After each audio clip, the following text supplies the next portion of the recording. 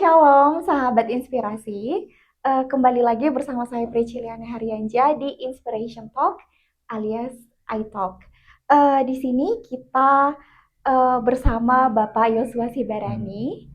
Shalom, apa kabar Bapak? Shalom Prisciliana, kabar baik puji Tuhan. Shalom sahabat inspirasi. Puji Tuhan. Khusus hari ini tema kita adalah worship leader dan karunia bahasa roh. Agak berat ya. Berat. Berat. Tapi Oke. sebelum kita mulai diskusi, Bapak kita berdoa dulu boleh? Iya, silakan. Yuk. Oke, mari sahabat inspirasi kita satukan hati kita berdoa. Terpujilah Engkau Bapa buat kasih karunia serta penyertaan-Mu yang tak Ya. berkesudahan buat kami di sini. Hari ini dalam program baru kami Tuhan, Engkau hadirkan Bapak kami di sini. Biarlah kiranya dalam pembicaraan ini Tuhan, kami semakin mengenal bagaimana kasih dan karunia-Mu bekerja dalam hidup kami. Engkau kami pakai untuk pelayanan dan pengabaran kemuliaan nama-Mu. Amin. Bapak berkati semua sahabat inspirasi yang mendengar di rumah, agar kiranya juga menjadi pelajaran, dan biar kiranya menginspirasi mereka untuk tetap melayani dimanapun mereka berada, dan dengan karunia apapun yang telah Engkau berikan dalam hidup mereka. Amin. Di dalam nama anak Yesus kami berdoa dan mengucap syukur. Amin. Amin. Oke, Bapak kalau ngomong tentang karunia roh, worship leader, dan pelayanan ini biasanya identik dengan sinode aliran karismatik. Iya. Bapak sendiri karismatik bukan? Iya. Saya seorang hamba Tuhan di gereja karismatik. Pelayanan sudah berapa lama kira-kira Bapak? Belasan tahun ya, dari 2008, yang mungkin 16-17 tahun ya. Wah, 16-17 tahun ya. Iya. Oke. Lalu kemudian Bapak untuk sahabat inspirasi yang enggak terlalu familiar dengan gimana itu pelayanan di karismatik, ada yang namanya Bapak worship leader. Worship leader, yaitu yang sangat membedakan liturginya dengan gereja Lutheran ya, Iya, iya Lutheran. misalnya. Oke. Itu worship leader itu sendiri apa sih Bapak? Baik, worship leader ya. Worship leader itu kan dari dua kata, worship dan leader. Worship itu kita tahu itu penyembahan ya. Penyembahan, lalu leader itu pemimpin. Jadi secara harfiah nih, worship leader itu adalah seorang yang memimpin jemaat untuk menyembah Tuhan. Okay. Jadi seorang yang dipilih ya untuk mengajak jemaat, mengarahkan jemaat, membimbing jemaat untuk menyembah Tuhan. Jadi itu arti singkat dari worship leader. Jadi seorang worship leader itu nggak hanya bisa worship, nggak hanya sebagai worshiper atau seorang penyembah, tapi dia juga harus bisa punya kemampuan untuk ngelit, memimpin. Kenapa? Karena begini, ada orang yang dipercayakan pelayanan sebagai worship leader. Benar. Ya, tapi dia nggak punya karunia atau skill untuk memimpin, maka dia seperti show off aja di depan, perform gitu loh. Seperti kontestan di Indonesian Idol atau Indonesian Got Talent. Dia juga menampilkan kemampuannya, teknik vokalnya, teknik musiknya atau sebagainya. Dan dia nggak bisa membawa jemaat menyembah Tuhan. Kenapa? Nggak punya kemampuan atau skill tadi untuk pemimpin leader. Makanya worship leader harus bisa, dia seorang penyembah, dia juga harus seorang pemimpin, mampu mengajak, mengarahkan, memimpin jemaat untuk memuji atau menyembah Tuhan dalam ibadah. Spesifik ya Bapak ya. Jadi seandainya pun dia punya kemampuan untuk memimpin, tapi tanpa dia mengerti penyembahan juga kurang ya. Iya, sama contoh begini ya. Contoh begini. Dia di gereja mau mimpin, dia pelayanan sebagai worship leader. Dia mimpin, dia punya karunia mimpin tadi ya. Tapi dia nggak punya pengalaman rohani dengan Tuhan. Benar. Mau dibawa kemana jemaat? Dia sendiri nggak hidup dalam penyembahan. Iya. Gitu loh. Di rumah aja nggak pernah menyembah Tuhan. Dalam hidup sehari-hari aja nggak mungkin hidup dalam penyembahan kepada Tuhan. Memang penyembahan Tuhan kan tidak hanya bicara tentang lip service ya. Ungkapan-ungkapan di mulut kita itu lebih kepada pujian istilahnya. Penyembahan itu sebenarnya itu adalah obedience, itu ketaatan, sikap hati. Gitu ya. Tapi kan maka seorang worship leader itu nggak hanya punya salah satu skill itu nggak bisa ya, dia bisa memimpin tapi nggak bisa menyembah. Bagaimana mau orang menyembah? Ya kan? Atau dia bisa menyembah tapi dia nggak seorang pemimpin, dia akhirnya jatuh ke dalam pertunjukan pribadi tadi gitu loh, menonjolkan diri sendiri tadi. Sama-sama nggak bisa, harus punya kedua-duanya. Kedua elemen. Dia seorang worshiper, dia juga seorang leader. Lalu perannya selain memimpin, memandu jemaat ada lagi nggak, Pak? Oke. Sebenarnya kan selain tadi kan secara harfiah kita belajar itu dia memimpin, dia mengarahkan, membimbing, memandu gitu ya. Dan selain itu juga ada peran dari seorang muslim dalam ibadah itu yang disebut dengan dia menjadi teladan, menjadi contoh gitu loh. Artinya begini, ketika dia dipercayakan dalam pelayanan sebagai worship leader, memuji dan menyembah Tuhan, selain dia bisa membawa jemaat, dia juga harus bisa memberikan contoh atau menjadi teladan bagaimana menyembah dan memuji Tuhan yang benar itu bagaimana. Begitu. Makanya saya katakan jangan sampai seorang worship leader itu hanya punya skill-skill teknis saja, itu bahaya. Karena apa? Karena dia harus bisa jadi contoh di depan sana. Jadi teladan, artinya dia jadi contoh, oh begini yang menyembah Tuhan ya, oh begini yang memuji Tuhan ya, begitu. Jadi nggak hanya memimpin, tapi dia harus bisa jadi contoh, teladan. Itu penting juga. Menarik Bapak, berarti tidak hanya sekedar tugas ya, bukan seperti turun pentas, oh ya udah jadi manusia biasa lah aku, tugasku udah selesai hari minggu ini gitu. Iya, jadi nggak begitu. Makanya panggilan sebagai seorang worship leader ya sama ya, sama di dalam bidang pelayanan lain juga sama ya semua. Kita nggak bilang worship leader harus begini, yang ini lebih apa syaratnya gitu, nggak. Di hadapan Tuhan kan semua yang Tuhan panggil untuk melayani itu kan satu, harus hidup takut akan Tuhan, hidup dalam kekudusan gitu ya. Artinya dalam kekudusan kan bukan berarti tanpa dosa. Artinya dia mau selalu hidup itu sesuai dengan kehendak Tuhan. Kalau dia berdosa, dia segera sadar, dia bertobat kan begitu ya. Dia langsung minta ampun kepada Tuhan, minta dikuduskan Tuhan. Jadi sebagai seorang worship leader itu ya itu tadi, nggak hanya dia di atas di mimbar, tapi dalam hidup sehari-hari dia juga harus menjadi seorang penyembah. Tadi saya katakan seorang penyembah apa maksudnya? Seorang yang hidup taat kepada Tuhan, obedience, penyembahan, proskuneo, kan begitu ya, obedience, sikap hati. Itu. Jadi penyembahan itu bukan hanya Tuhan aku menyembah engkau aja, enggak, tapi yang paling pas arti dari penyembahan itu adalah sikap hati yang taat sama Tuhan.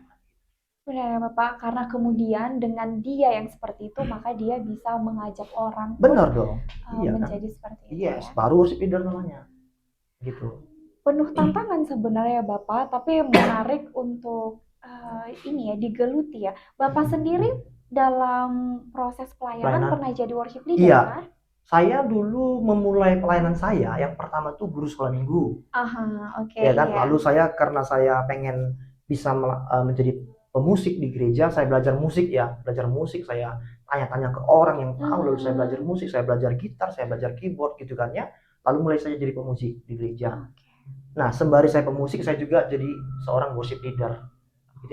Itu beberapa tahun memang saya jadi worship leader dan musik. Maka waktu saya masih di Surabaya memang beberapa kampus itu meminta saya untuk mengajar sebagai dosen pujian penyembahan, atau ada mata kuliah namanya worship leader, ada juga yang namanya musik gerejawi, kayak di kampus kita sekarang. Saya ngajar musik gerejawi atau mungkin bahkan praktek musik seperti di prodi teologi kan begitu ya. Iya, mungkin karena saya punya pengalaman, dilihat begitu ya, punya pengalaman dan secara praktis bisa mengajar begitu ya, makanya saya dipercayakan gitu ya. Dan memang saya senang sih. Saya senang sekali yang namanya penyembahan itu, saya senang sekali. Itu memang suatu panggilan saya, makanya saya juga di gereja saya sering kali mengadakan pelatihan untuk singer, worship leader, ya kan, operator multimedia, pokoknya berkaitan dengan itu, musik gitu ya. Jadi berkat bagi mereka supaya ya benar-benar seorang pelayan itu harus benar-benar belajar mempersiapkan diri, nggak hanya mau tapi harus mampu. Iya Pak, harus punya kemampuan. Nggak hanya gue mau tapi nggak punya kemampuan apa-apa. Iya kan? Nggak ada persiapan gitu ya. Oke, pertama kita harus mau dulu, tapi kita harus mampu. Artinya apa? Mau belajar. Kan begitu, nggak hanya mau melayani tapi nggak mau belajar. Itu repot, itu pelayan Tuhan nggak mau belajar, ya repot memang. Iya kan? Tuhan pasti mau. Ya pertama kita harus punya hati dan kita juga harus punya kemauan untuk belajar supaya pelayanan kita baik dan Tuhan disenangkan begitu. Menarik. Jadi buat para sahabat inspirasi, kita pun dimanapun bisa sebenarnya Pak ya, ketika hati mau, kita bisa belajar ya. Iya. Memang belajar tuh sulit ya. Iya, panjang lagi perjalanannya Pak, nggak beres. Iya, tapi beda nggak kualitas orang yang mau belajar yang tidak? Iya, pasti beda kan. Jadi memang belajar tuh ada harga yang harus kita bayar memang. Iya kan, waktu kita, pikiran kita, tenaga kita harus kita keluarkan, kita korbankan untuk belajar kan. Tapi kan hasilnya pasti beda. Jadi orang yang mau belajar itu pasti punya kualitas lebih daripada orang yang nggak mau belajar. Benar sekali. Termasuk dalam pelayanan. Ya ingat, Tuhan nggak hanya mau orang-orang yang mau punya hati, aku mau melayani tapi nggak punya mau belajar, gitu kan ya. Seperti Tuhan panggil pakai para nelayan jadi murid-muridnya. Bukankah mereka setelah mereka mau, mereka juga belajar dari Tuhan? Benar. Iya kan? Tuhan utus mereka, ya, untuk mengusir roh jahat, untuk pelayanan. Tuhan utus mereka dua-dua, ada yang bertujuh dan berkelompok, begitu kan ya. Artinya apa? Kan mereka belajar dalam proses perjalanan bersama dengan Tuhan itu. Semula mereka belum punya kemampuan apa-apa untuk menginjil. Terus mana punya kemampuan menginjil? Iya kan? Dia hanya tahu nangkap ikan. Tapi kan setelah beberapa waktu bersama dengan Tuhan Yesus kan, akhirnya mereka diutus tuh. Baru mereka bilang, Tuhan, ternyata kami berdoa demi namamu, keluar setan. Berarti mereka berhasil dalam pelayanan. Kenapa? Mau belajar. Gitu. Jadi ada proses memang Iya. Yang harus dilalui untuk Benar. menjadi seorang worship leader ya Pak Iya. ya. Lalu kemudian kita sedikit membahas ke topik karunia bahasa roh. Oke. Karena ini agak berat memang. Iya, agak kontroversi juga. Jadi di karismatik ada di beberapa gereja, worship leadernya tuh cenderung bisa berbahasa roh. Oke. Nah lalu dalam ibadah mereka juga mereka berbahasa roh. Apakah ini diperbolehkan Bapak sebenarnya? Oke. Jadi sebenarnya bukan masalah diperbolehkan atau tidak ya. Yang Presil tanya ini yang berbahasa roh si worship leadernya. Benar. Oh gitu ya.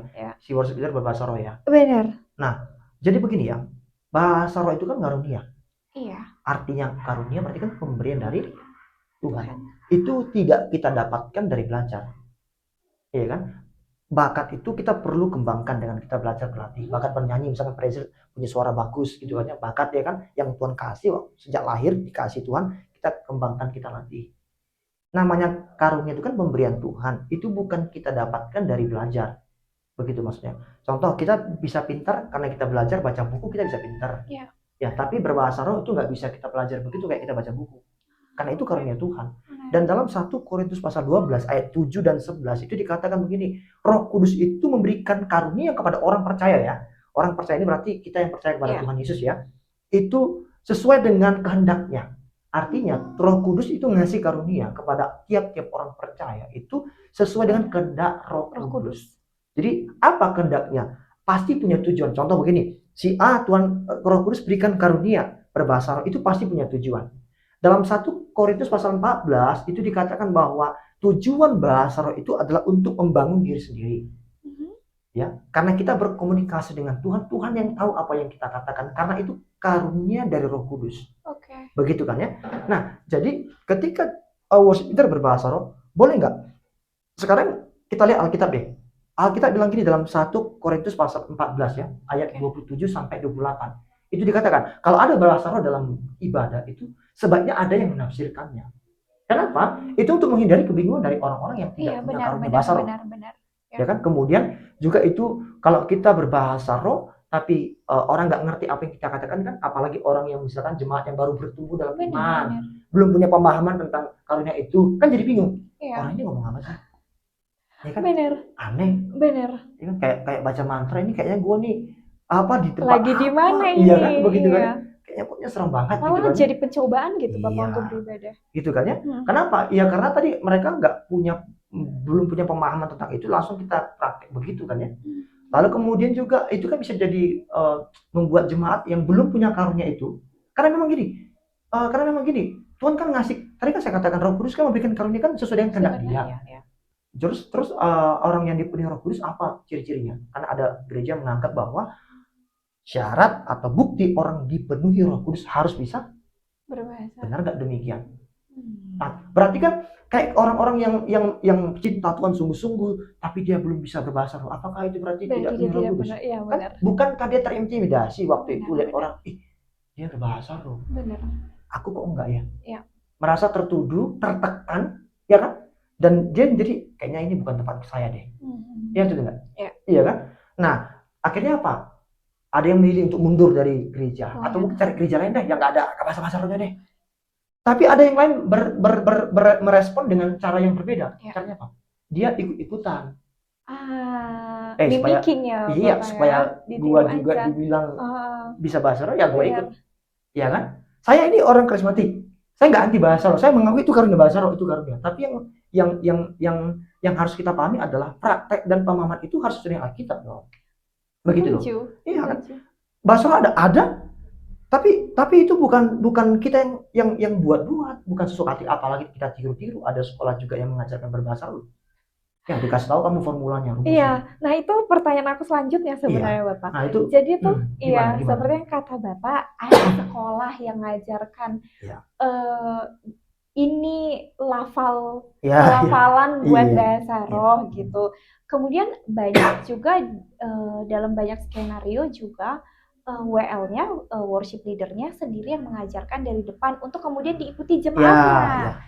Nah lalu itu yang pertama. Dan lalu yang kedua, gimana kalau worship leader-nya pun tak bisa berbahasa roh? Jadi, aduh gitu. Ini ibadah jemaatnya bertanya-tanya kapan kita berbahasa roh karena udah kebiasaan. Lalu worship leader-nya tidak merasa ada karunia itu dalam dirinya. Itu juga bagaimana, Bapak? Iya, benar. Itu memang jadi dilema. Yang pertama tadi kan tentang sekolah atau komunitas yang mengajarkan bahasa roh. Kita lihat back to the Bible ya. Alkitab bilang, Alkitab nggak pernah ngajarkan begitu sih. Saya berani berkata itu salah. Iya kan? Karena karunia kan tadi saya sudah tekankan, bahasa roh itu karunia, pemberiannya Roh Kudus. Bagi siapa? Bagi orang yang percaya. Setiap orang tuh pasti bisa kasih karunia. Ada karunia berbahasa roh, karunia menafsirkan bahasa roh, karunia untuk bernubuat, karunia untuk mengusir roh jahat, karunia untuk menyembuhkan orang yang sakit. Ya kan, berdoa untuk orang sakit. Karunia iman, karunia memberi, banyak karunia. Karunia mengajar, karunia mengembalakan. Nah, tapi kenapa sekarang orang kok lebih apa ya, mementingkan atau memprioritaskan bahasa roh? Bukankah ada banyak karunia lain? Bapak, aku bahkan berani bilang ini komersil gitu. Ini tuh juga jadi clickbait kalau misalnya di YouTube. Mohon maaf. Gitu ya. Iya. Itu tadi dan dikomersilkan. Mungkin bisa begitu ya. Banyak orang jadi datang ke gereja itu hanya penasaran dengan ini bahasa roh apa. Dan lalu kemudian jadi apa ya, pencobaan gitu buat orang yang ingin ibadah, malah caci maki keluar apa dan segala macam. Benar, kan jadi syak bagi orang lain. Makanya seorang worship leader itu memang kalau memang dia ada karunia itu, ya kan? Karunia itu ketika dia ingin mempraktikkan itu di gereja dalam pelayanan pujian penyembahan khususnya, ya dia harus punya hikmat dari Tuhan. Benarkah ini tuntunan dari Tuhan? Karena begini, kalau misalkan apa namanya, dia berbahasa roh lalu tidak ada kontrol gitu kan ya. Saya ragu karena firman Tuhan berkata begini, 1 Korintus 14 ayat 33 dan 40. Tuhan mau ibadah itu teratur. Iya. Jadi kalau sudah nggak ada keteraturan, berarti itu bukan lagi dari Roh Kudus. Begitu loh, ya kan? Nah, ini yang harus kita orang-orang Kristen gitu, apalagi khususnya karismatik ya, untuk apa? Hati-hati jangan sampai jatuh ke situ gitu. Bablas gitu kan. Akhirnya nggak lagi Roh Kudus yang didengarkan, tapi ya jiwanya, keadaan jiwanya, emosinya gitu ya, kan banyak, jadi akhirnya ya manifestasinya aneh-aneh kan. Iya, chaotic ya Pak ya, jadi kaos ya. Itu tadi kan. Iya, makanya ya saya nggak bilang bahasa roh karena bahasa roh nggak ada. Saya pernah mengalami itu. Tapi nggak bisa saya kontrol sesuka hati saya. Kapan? Oke, ketika saya WL saya langsung nggak bisa. Itu setelah lagu ini. Itu dosa itu kalau kita manipulasi. Itu dosa. Ya kan? Karena kita memanipulasi karunia gitu loh. Nggak bisa. Kalau Tuhan mau kasih, Tuhan kasih kok. Tuhan nggak kasih ya nggak masalah, it's okay. Kalau Tuhan kasih karunia itu berarti Tuhan punya tujuan gitu loh. Untuk apa? Pasti untuk buat orang bisa kenal Tuhan kan, bukan justru jadi prasangka kan. Benar. Oke. Lalu tadi ada kedua tadi saya belum singgung kayaknya. Masalah worship leader yang tidak bisa, tidak punya karunia. Ada gereja yang memang memilih worship leader tuh katanya ditanya begini, kamu bisa bahasa roh nggak? Itu kan salah sebenarnya. Oh, di interview. Iya. Sekarang kan ada pertanyaan begini, apakah seorang WL harus bisa bahasa roh? Saya katakan tidak. Alkitab nggak pernah bilang begini, seorang pelayan itu harus bisa berbahasa roh. Iya. Tapi yang pasti dipenuhi Roh Kudus. Kan saya bilang dipenuhi Roh Kudus itu bukan bicara tentang bahasa roh. Iya, dipenuhi Roh Kudus itu bisa dikasih kita karunia. Tapi yang paling penting dipenuhi Roh Kudus itu adalah hidup kita ini dipimpin Roh Kudus, guide by the Holy Spirit, untuk apa? Menghasilkan buah roh. Jadi bukan karunia itu yang menjadi tolak ukur orang dipenuhi Roh Kudus, tapi apa? Hidupnya ini berbuah menghasilkan buah-buah roh atau tidak? Karena nggak lihat orang di gereja dia bisa berbahasa roh, tapi hidupnya di luar sana nggak punya kasih kepada sesama, ya kan? Pemarah, ya kan? Nggak ada pengendalian dirinya, ya kan? Nggak pemurah, ya kan? Dan sebagainya. Lantas orang bingung loh, kok bisa begitu? Nah itu karena orang salah paham. Dipenuhi Roh Kudus itu adalah yang paling penting, indikatornya adalah hidup itu dipimpin Roh Kudus. Dipimpin Roh Kudus berarti apa? Menghasilkan buah-buah roh. Galatia 5 ayat 22 sampai 23. Begitu. Jadi bagaimana akhirnya kalau dia nggak bisa jadi berbahasa roh, nggak punya karunia itu, gitu ya pada saat itu. Ya satu, gereja mungkin nolak dia. Bagi gereja yang tadi mengharuskan, iya kan, mengharuskan kan begitu kan ya. Kalau dia nggak bisa nggak kamu berbahasa roh? Ya nggak bisa sih gitu. Ya sudah.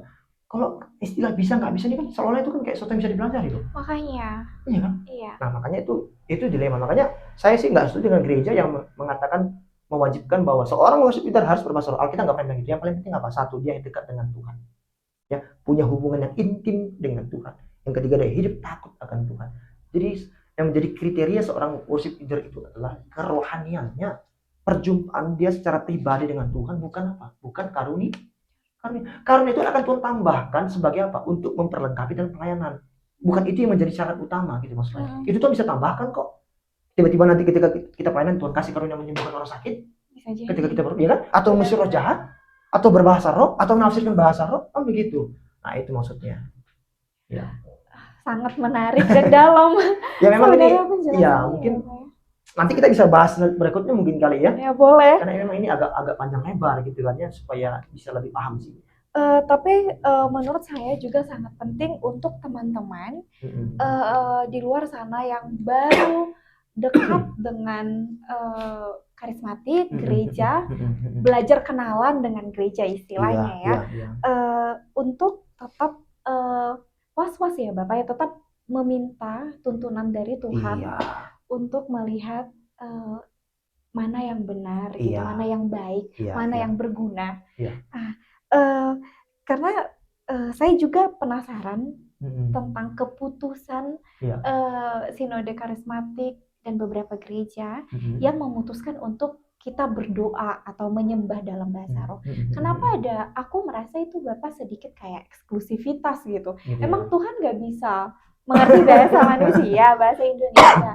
Kenapa harus berbahasa roh? Ya itu tadi ya. Mungkin ada beberapa, mungkin nggak semua ya, nggak semua gereja karismatik yang mengatakan hal demikian, tapi mungkin itu ada beberapa yang kita lihat begitu ya. Berdoa harus berbahasa roh. Itu tadi saya katakan bahwa gereja harus paham bahwa tujuan ibadah itu bukanlah menunjukkan karunia. Tapi untuk apa? Tapi untuk menyembah Tuhan. Kan gitu ya. Tuhanlah yang diagungkan dalam pertemuan ibadah itu. Karunia bukan menonjolkan karunia. Benar. Iya kan? Termasuk karunia bahasa roh atau karunia apapun itu. Bukan itu tujuan kita. Nah, tapi ketika kita menyembah meninggikan Tuhan ini, Tuhan bisa kasih karunia. Kalau memang itu diperlukan. Tadi kan ingat catatannya. Sesuai dengan kehendak Roh Kudus. Gitu loh. Jadi bukan maunya kita. Gitu loh. Bukan keinginan kita untuk mau punya karunia ini atau tidak. Artinya apa? Bukan kita yang suka-suka kita. Aku sekarang ini saatnya kayaknya aku harus berbahasa roh di saat ini. Bisa begitu. Iya kan? Itu tergantung dari bimbingan Roh Kudus, dorongan Roh Kudus begitu. Memang Tuhan kasih, bisa orang misalkan dia tiba-tiba ketika menyembah Tuhan, lalu dia diberikan Tuhan kalau besar, dia bisa, aku berbahasa roh ya, begitu ya. Tapi kita kan bilang begini, dalam pertemuan jemaat itu, Paulus bilang jangan sampai kalau berbahasa roh semua itu jangan sampai menyebabkan tadi chaos tadi, kekacauan tadi, ya kan? Dan kalau seandainya ada yang berbahasa roh dalam kumpulan jemaat gitu ya, atau bersama-sama, harus ada yang menafsirkan. Memang harus ada seseorang yang menafsirkan Bapak ya. Saya percaya bahwa ketika Tuhan memberikan karunia bahasa roh kepada orang dalam pertemuan ibadah, ketika suaranya terdengar keras, Tuhan, kalau itu dari Tuhan ya, Tuhan kan pasti punya tujuan kan bagi orang yang mendengar kan. Berarti kan Tuhan pasti kasih orang lain punya karunia untuk menafsirkan, atau mungkin dia atau orang lain menafsirkan itu. Benar. Saya pernah ikutin ibadah waktu saya masih SMA, itu di gereja karismatik di kota Sayuma itu. Ada orang berbahasa roh dan ada yang menafsirkan. Jadi kita paham apa yang dikatakan dia. Nah, saya waktu itu ini ya karunia menafsirkan bahasa roh ya. Tuhan kasih ada yang berbahasa roh, ada yang menafsirkan. Nah, tapi kan intinya begini, apa tujuan bahasa roh? Ingat tadi yang Alkitab katakan dalam 1 Korintus pasal 14 itu untuk membangun diri sendiri. Makanya artinya itu komunikasi pribadi dengan Tuhan. Itu loh. Karena yang ngerti itu hanya Tuhan. Makanya dalam jemaat itu dikatakan sebaiknya jangan sampai kita berbahasa roh sampai kacau, buat orang jadi bingung, nggak ngerti ngomong apa. Benar. Sebaiknya makanya dikatakan Paulus dalam 1 Korintus pasal 14, kalau dalam pertemuan ibadah itu sebenarnya kita ya lebih kepada karunia bernubuat. Bernubuat itu artinya kita menyampaikan firman Tuhan. Orang bisa paham, orang bisa ngerti daripada itu, karunia itu. Karena karunia bahasa roh itu sebenarnya bersifat lebih eksklusif. Ya? Yes. Hubungan pribadi dengan Tuhan. Benar. Bukan eksklusif membedakan komunitas ini dengan komunitas yang di sana gitu ya. Tapi tidak mungkin Tuhan ketika ibadah Tuhan kasih orang berbahasa roh, tapi Tuhan pasti bisa kasih orang lain itu menafsirkannya, karena orang lain dengar itu supaya orang juga bisa paham. Iya, jadi tidak ada ruang untuk kebingungan, tidak ada ruang untuk multitafsir gitu ya. Apalagi misalnya kalau misalnya dia baru mulai gereja di karismatik terus dia bilang, aduh ini ngata-ngatain aku apa atau ngata-ngatain agama sebelah apa gitu. Jadi tidak ada multitafsir atau ruang untuk itu Bapak ya. Jadi bagi teman-teman sahabat inspirasi yang dari gereja karismatik atau mungkin dari luar gereja karismatik ya semua itu harus kita lakukan itu sesuai dengan apa yang diajarkan firman Tuhan. Dari apalagi kalau bicara tentang karunia itu kita harus minta hikmat dari Roh Kudus memang. Supaya kita nggak tadi salah kaprah kan. Tadi kita merasa tertuduh kita nggak punya, kita ikutin orang. Jadi kan kita kan jadi salah, kita berdosa, kita ikuti kita manipulasi. Bahasa itu kan berdosa. Iya nggak mesti. Jadi lelucon. Iya kan. Jadi jangan berpikir bahwa orang yang nggak bisa bahasa roh itu nggak orang yang dipenuhi Roh Kudus, enggak. Kita nggak bilang begitu. Ya. Yang yang menjadi bukti bahwa saudara dipenuhi Roh Kudus adalah hidup saudara yang berbuah roh tadi. Bukan karunianya. Karunia itu hanya karunia. Pemberian Tuhan yang bisa Tuhan kasih. Kalau memang dia mau kasih, dia pasti kasih. Saudara boleh nggak berdoa minta karunia? Bisa. Ya berdoa, Tuhan berikan aku karunia dalam pelayanan. Terserah Tuhan mau ngasih apa. Gitu kan ya? Itu maksud saya. Oke Bapak. Menarik sekali nih ya. Lalu kemudian Bapak, jadi sebenarnya tidak ketika satu komunitas atau si worship leadernya sendiri berbahasa roh, katakan Bapak. Apakah kehadiran Roh Kudus bisa dirasakan secara personal oleh si worship leader atau kita semua merasakan bahwa orang ini sedang dipenuhi gitu? Bagaimana? Yang Bapak kan punya pengalaman Pak ya. Ketika dia berbahasa roh maksudnya? Benar. Kita yang tidak punya pengalaman ini gimana gitu Bapak? Kita rindu pengen dengar. Baik. Kalau seseorang diberikan Tuhan karunia bahasa roh ya, ketika dalam kumpulan jemaat misalkan begitu ya. Tadi saya katakan sebaiknya ada yang punya karunia juga untuk menafsirkan gitu kan dari orang paham gitu kan ya. Kalau itu dari Roh Kudus maka semua orang yang di situ pasti merasakan hadirat Tuhan. Oke, sangat menarik Bapak. Sebenarnya pada dasarnya Bapak sudah jelaskan worship leader itu apa, tugasnya juga serta perannya apa. Kemudian kita juga udah tanya-tanya tentang penggunaan bahasa roh, karunia bahasa roh, tentang Roh Kudus dalam pelayanan pujian gitu ya. Iya. Jadi Bapak bisa nggak kira-kira tuh kasih tahu buat teman-teman yang sedang mencari kekosongan gitu, mengisi kekosongan hatinya melalui mengunjungi gereja-gereja karismatik yang merasa takut kalau misalnya menjumpai takut dia masuk ke gereja karismatik ntar disuruh bahasa roh gitu. Itu tadi. Iya, bagaimana untuk teman-teman tetap terbuka hatinya mengunjungi gereja tanpa harus ketakutan Bapak. Yang intinya begini ya, nggak semua gereja karismatik begitu. Mengharuskan yang hadir harus berdoa dalam bahasa roh, mengujikan dalam bahasa roh. Mungkin ada 1, 2, 3 atau berapa, saya nggak tahu bisa hitungnya. Ada. Artinya kalau kita mencari Tuhan bilang begini, dia yang akan menuntun kita untuk kita bisa bertemu dengan dia. Intinya dimanapun komunitas itu, gereja, sinode apapun itu, ketika dia hanya menyembah satu nama itu Tuhan, ya nggak ada yang lain, Allah Tritunggal, nggak ada yang lain, itu gereja.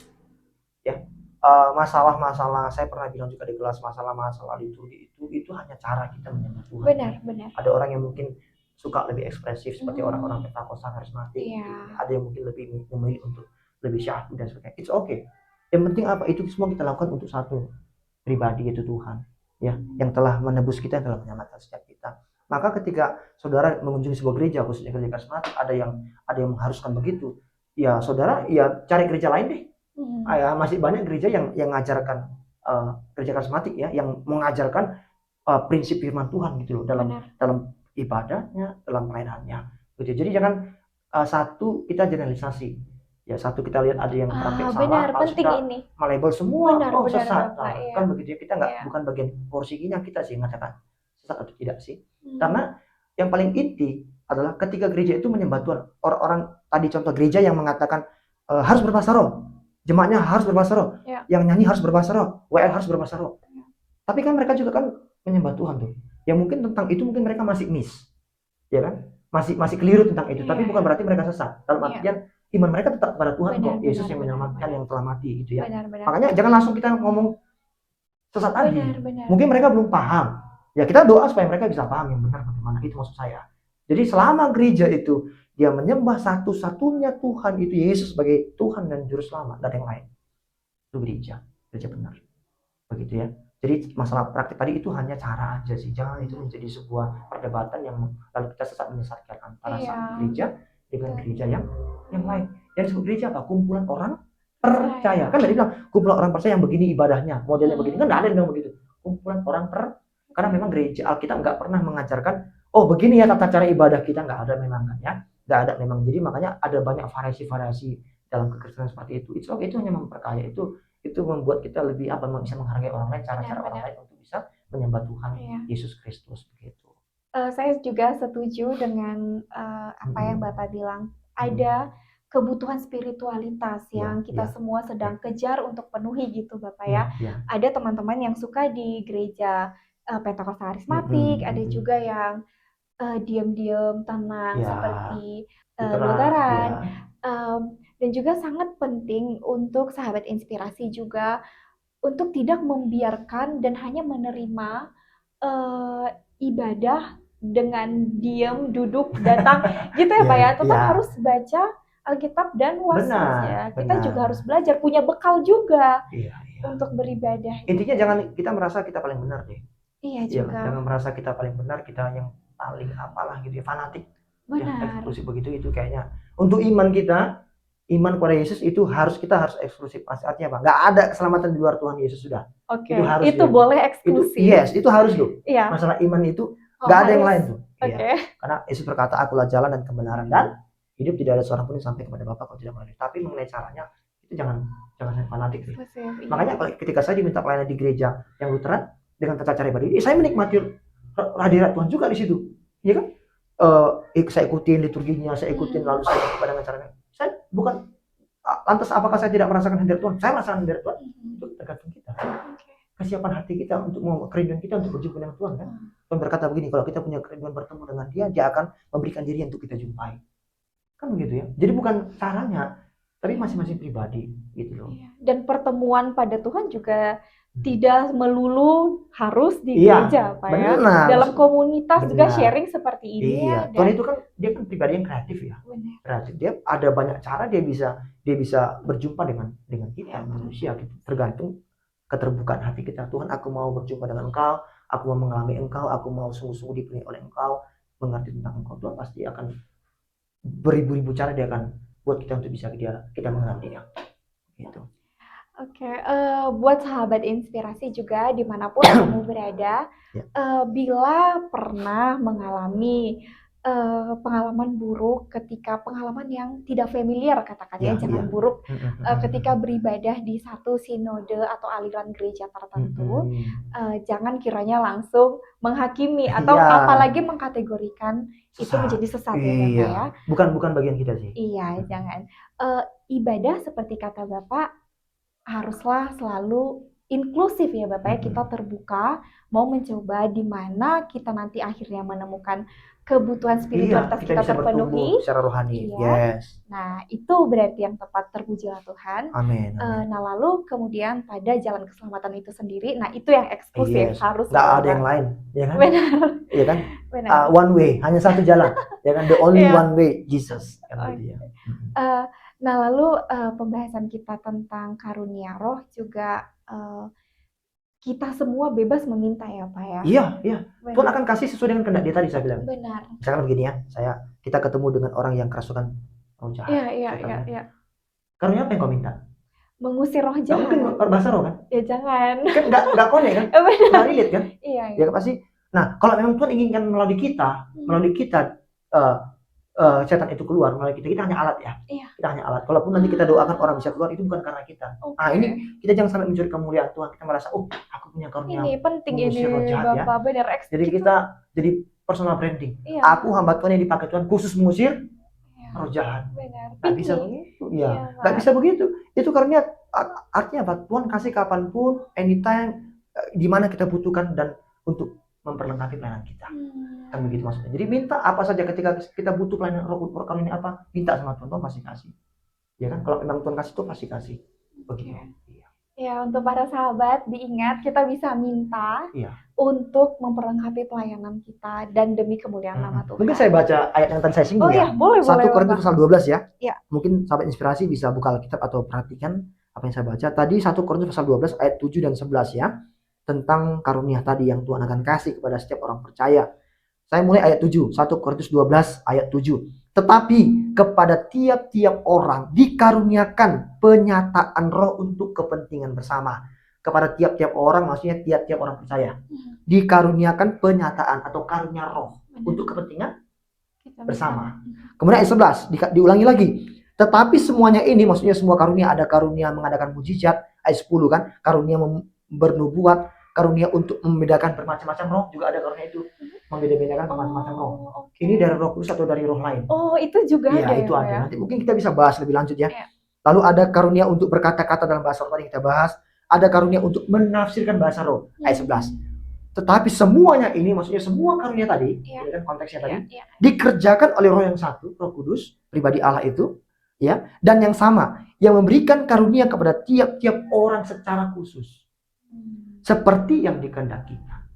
Jadi karunia itu Tuhan kasih kepada setiap orang percaya itu sesuai dengan kehendak Dia, ya, sesuai dengan kerinduan Tuhan dan untuk kemuliaan Tuhan, bukan yang lain, bukan untuk kehebatan kita. Benar. Ya kan, lalu kita merasa aku hamba Tuhan yang dipakai Tuhan begini loh. Benar. Ya kan, spesialis ngusir roh jahat, Diiklankan, spesialis dikomersilkan, menafsirkan bahasa roh, les. Iya.